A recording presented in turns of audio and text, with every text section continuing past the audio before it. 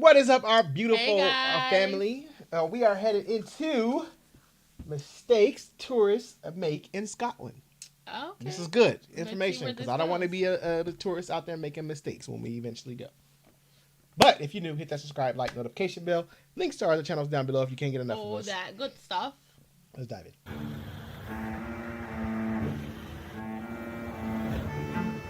Hey there, fellow travelers. Mark here with Walter's World, and today What's we're going here on? in Sounds Lerwick good. on the Shetland Islands in northern Who's on Scotland. here, right? And today what we have for you are some of the common mistakes that tourists make when they come here to Scotland, because this is a fantastic country. You're really going to enjoy it, but there's a few kind of mistakes, faux pas, things you might want to know before you come here so you don't make those mistakes, so you can have a better time when you're Okay, here. tell me. And the first mistake I think tourists make when they come here is they don't buy the passes. Look, when you're going to go see the sites, a lot of times there's passes that will include multiple sites that you can go see that'll be on one ticket. Maybe you'll get a 2-day pass, or you can buy a membership.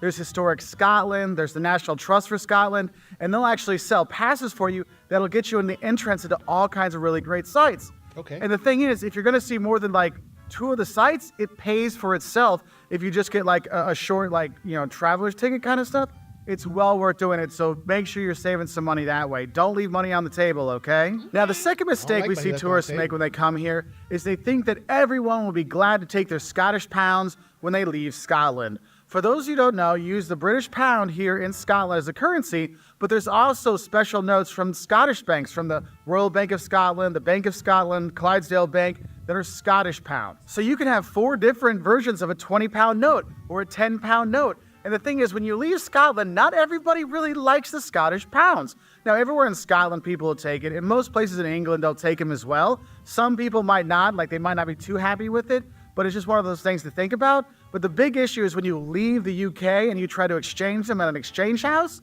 Like if you're in Hungary, go in there and try to exchange, they might not take them. So it's best when you're leaving to try to get some of the pounds, let's say from Bank of England, instead of the Bank of Scotland, Wow. Royal Bank of Scotland, or Clydesdale Bank. So just have the heads up on that one. That can be a problem.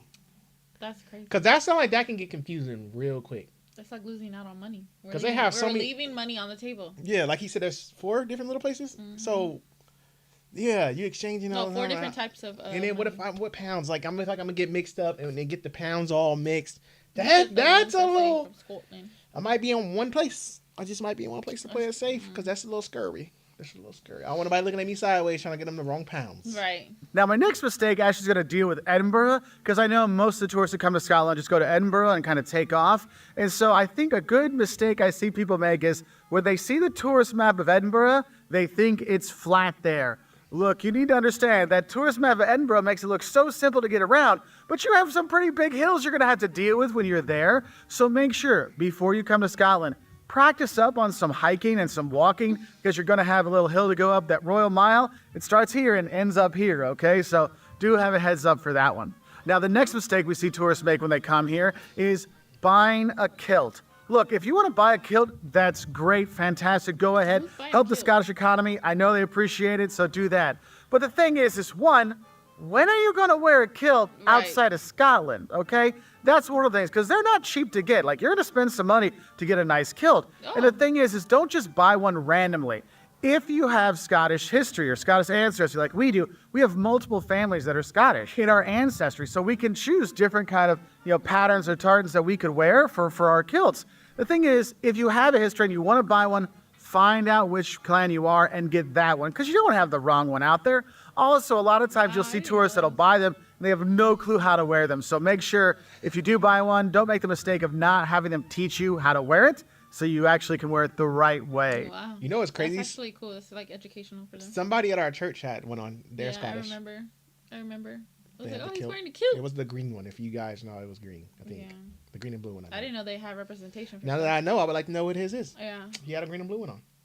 And kind of going along with that is this mistake that people think that Scots really wear kilts all the time. Look, they don't wear kilts all the time. It's more like if they work in the tourism industry, they might have it on. Or if there's like a formal gathering, like a wedding or something like that, then they might wear them. But in general, yeah, you're not seeing too many kilts around, all right? Another mistake that tourists make when they come here to Scotland is they just go to Edinburgh and Glasgow with maybe a day trip to Stirling in between, and then they take off. You really need to get out and explore Scotland. This place is gorgeous. we're here in the Shetland Islands, and seeing the cliffs up here, seeing all the islands and the coastline, seeing the stone structures, the blocks and stuff like that.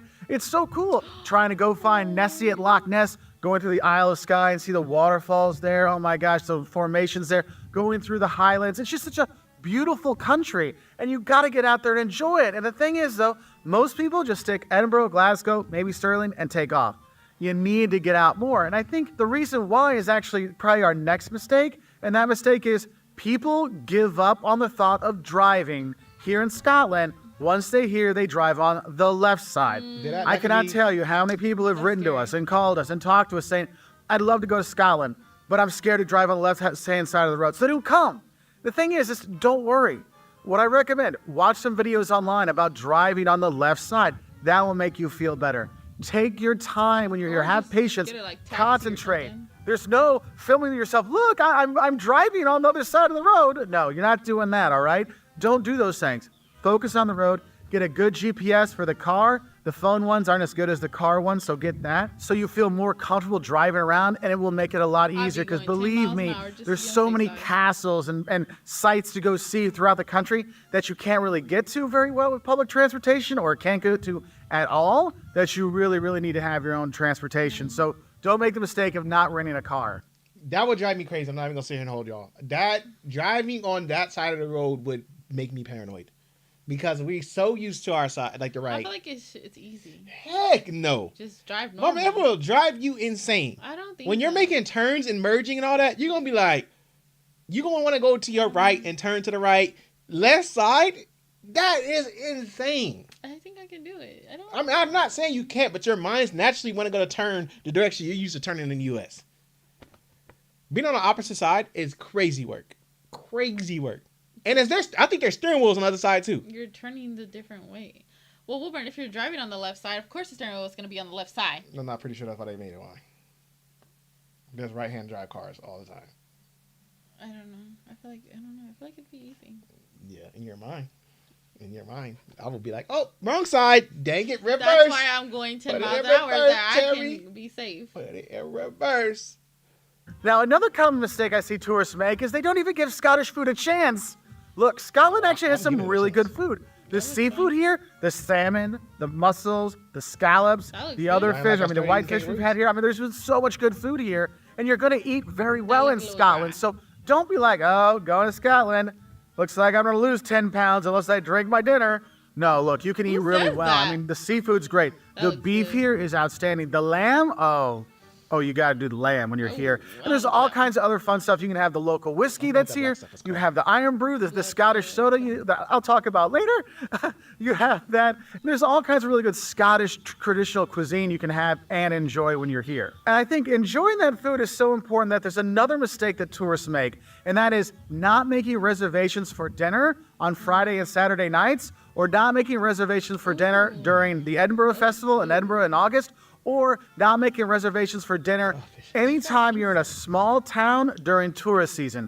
Because there's a limited number of restaurants and spots and stuff like that. And if you want to guarantee you have a place to eat, or there's a restaurant you really want to go to have your Shetland mussels or your Orkney scallops or whatever, you got to make sure you're making those reservations. Even if you're in a small town by a popular tourist place. We were staying in Plockton a few years ago, and there, we booked our accommodation 4 months before we actually were going to stay there. Dang. And the lady's like, hey, I'm going to make you reservations at this restaurant so you know you have a place to eat when you're here, because there's limited spots. So don't forget to make those reservations for dinner when you are coming, okay?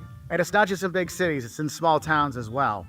Also, probably don't forget to make hotel reservations if you're going to be going to smaller towns and going to drive around the country, so you can kind of plan out your route before you go, so you're a bit more comfortable with that drive. That's crazy. I don't even think they would allow us to make reservations like that. They so weird with reservations in the States. Well, at least where we from.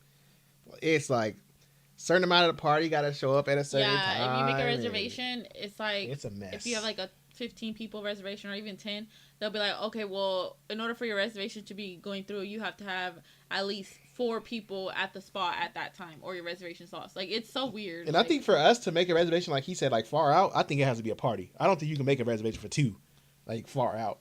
Yeah, you can. That's the point. No, I don't think we can in the States. Oh, I don't know. I think for a party you can. I'm having a party on this day. There's going to be 30 people. They'll let you book out far. I don't think they allow you to be like, oh, just for I don't this know. date We and two rarely people. ever make reservations. We're not reservation people, but like when You it's don't a really party, have like to. a dinner party or something like that, you have to make reservations. That's the only time we really had to. Yeah. Our restaurants ain't never really packed like that. Only time our restaurants is packed out house like that is when it freshly opens. But once they settle, Or something on a special day. you can get in there. Yeah, Valentine's Day is probably the only day we get that's packed where you can't. Mother's Day, Father's Day, like all the regular holidays. Yeah, but other days we in there like nothing. Now, changing topics for a little bit, I think another important mistake not to make when you're here is don't make the mistake of calling a Scotsman an Englishman. They're not going to appreciate it. A Scot is a Scot, English is English. Make sure you separate them because they will let you know that they're not English, they're Scottish. You might be able to get away with British. That's okay because it's part of Great Britain. But just know, Scottish, Scotland, we're Scottish, okay? So just know that one. And one of the ways you'll be able to tell they're Scottish instead of English is the accent. And that's another mistake I think tourists make is they go, hey, I'm going to Scotland. They speak English. I'm going to understand them just fine. Look, that's a mistake right there. The farther you go north in Scotland, the stronger the accent gets. And you'll see in some movies when the people are speaking like Scottish English, in Scotland in the north, they might actually put subtitles down at the bottom to help people out. You might need a few times through. Excuse me, could you repeat that? Sorry, what did you say?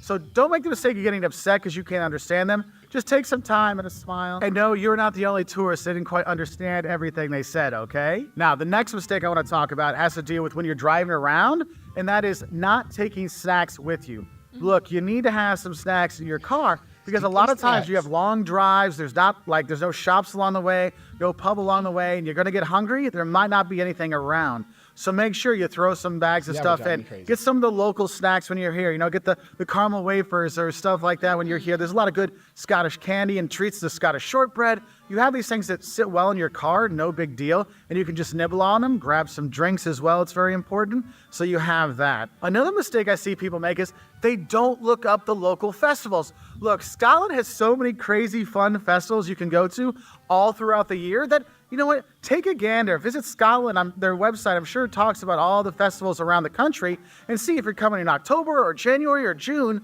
what's going on. Is there stuff I could come see? Apelia, that's where they burn a Viking longboat here in Shetland and Lerwick. They do that the last Tuesday in January. You want to go see some Highland Games? When is that going on? When can I see some of those? Maybe you want to go see a football match or a rugby match, or heck, you want to go down to the Fringe Festival in August. You have that in Edinburgh. There's so many cool festivals that a lot of people, I'm coming to see the sights, but don't realize to meet the fun people here in Scotland, it's the best way is to go to the festivals and meet them there. So don't forget to check out those festivals, okay? And my last mistake I see tourists make when they come here to Scotland is when they get that Iron Bru, the Scottish soda, they see it and they think it's orange. Look, Iron Bru is the color orange, but it's the taste of bubble gum. So just be ready for that, because the first time you have it, you're like, oh, I'm going to have a nice orange soda, and you're like, oh, that's bubble gum. I don't know how. Drinking that? Bubblegum soda. I don't know how I feel about that. But it's like they eat that as follows. The ices of bubblegum. So I'm like, I don't know. That's just too sweet. Bubblegum and cotton candy flavors. I can't do it. It's just. It's kind of weird, but it grows on you. Don't worry. You're going to like it when you're here. So make sure you try it, but just realize it may be the color orange, but it's not really the flavor orange, all right? We might like it because it's probably different as far as sweetness to them to us. Oh, yeah, so I forgot they do. Like My bad. Yeah, I forgot. We might like it because it might be less sweeter than what we think our bubblegums taste like pure sugar. Cotton candy, it is sugar. Sugar. And I'm just like, I can't do stuff anytime, when it's too sugary. And y'all know, anytime America makes something flavored, it's gonna be sugary, especially with a soda, especially with a soda. So that's crazy. But this is cool. But that's good information to know because I can see a lot of those mistakes being easily made. I think the biggest thing that I've learned is the kilt. I never knew. I thought it was just like a preference of a color or something like that. I never knew certain ones meant something. That's so crazy. But definitely give us a 411 on that. I would love to know as far as like what is it. I would love to go there for a rugby match. Like that looks so lit. Definitely. I would love to be out there for that. Just hearing them hit that fire one in the middle of the street. That's a lot of fire. Yeah. That's a lot of fire. I've been scared. An announcement. Do be on the lookout. We will be having a new, trying some new stuff again soon. So we will be doing that again. It's going to be a fun one. Some new snacks coming in. Hopefully we get some snacks from other places too also that we're going to be trying. I know we promised y'all the Aldi's visit. We still got to make our way over there and give y'all that one. We haven't forgot. So we will be making an Aldi's shop haul and trying some stuff in there. Oh, and I just found out that we have Vegemite. Is that what it's called pronounced? So I'm telling him. I did not know. Well, I did, First and time I'm either. going to buy some so that we can try it on camera. Oh, and then we're gonna try the other Jaffe cakes too. Jaffa. I like Jaffe. Just sounds cool. Jaffa. Jaffa sounds. It sounds Yes, cool we too. found out that there's strawberry flavored and another flavor. So, Wasn't it? I don't remember. but yeah, keep looking. We're gonna try those. We're gonna try those too. But see y'all on the next one.